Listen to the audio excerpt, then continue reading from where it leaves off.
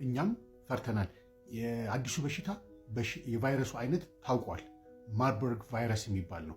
ዶክተር ፈርቻለሁ፣ ስለ አዲሱ የቫይረስ በሽታ ንገረን፣ ምን እናድርግ ብሎኛል። ይህ ለብዙ ሰው እንዲደርስ ኮፒ ሼር ብታደረጉት በጣም ህብረተሰባችን ይጠቀሙ።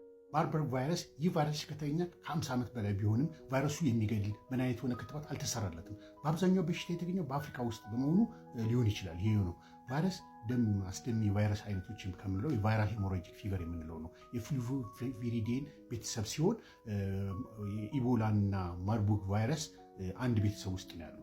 ስለዚህ እነዚህ በሽታዎች በአብዛኛው የደም መድማት ችግር፣ የተለያየ ትኩሳት፣ በተለይ ከ7 እስከ 10 ቀን ውስጥ ከፍተኛ የሆነ ትኩሳት በማምጣት ራስ ምታት፣ በድንገት የቆዳ ሽፍታ ብሎም በተለያየ የሰውነት አካል ላይ ደም መፍሰስ የማምጣት የሚችል የበሽታ አይነት ነው።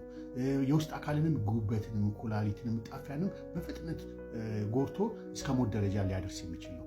ፋታሊቲ ሬት ወይ ደግሞ መግደል አቅሙ ከ25 እስከ 90% ይደርሳል። ይህ ማለት ከተያዙ ሰዎች አንድ ከአራቱ አንዱ ወይም ደግሞ አንዳንዴ ከ9 ከ10 9 ሊሞቱ ይችላል ማለት ነው። ስለዚህ በጣም ሀይሊ ገዳይ ነው የምንለው።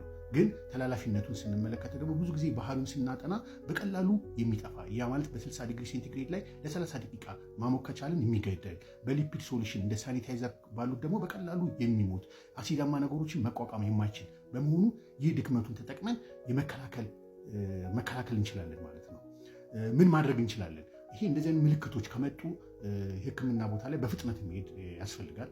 ንክኪ ስናደርግም ጥንቃቄ በማድረግ ግላፍ በማድረግ ሳኒታይዘር እና እጅን ንጽህና በመጠቀም ቶሎ ወደ ሕክምና ጣቢያ መሄድ ነው። ሁሉም የጤና ጣቢያት የመንግስትም ሆነ የግል አይሶሌሽን ሩም ወይም ደግሞ ለይቶ ሕክምና ክፍል ማዘጋጀት፣ ማቴሪያሉን ደግሞ ለፕሪቬንሽን የሚረዱ ማዘጋጀት በጣም ጠቃሚ ነገር ነው።